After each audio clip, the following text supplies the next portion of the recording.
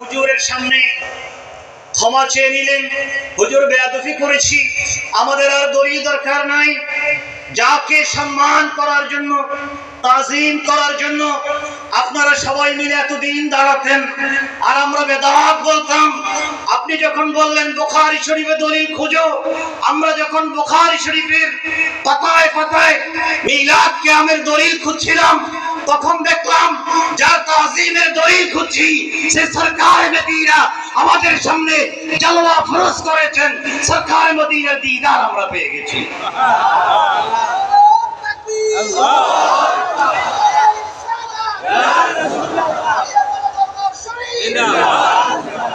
আশিকানে মুস্তাফা সাল্লাল্লাহু আলাইহি সাল্লাম বানিয়াপাড়া দরবার শরীফ, তাদের সেই শেখ সৈয়দি সুফি ফতেহ আলী রহমাতুল্লাহ আলাইহির পক্ষ থেকে খেলাফত প্রাপ্ত দরবার। সুতরাং এই দরবার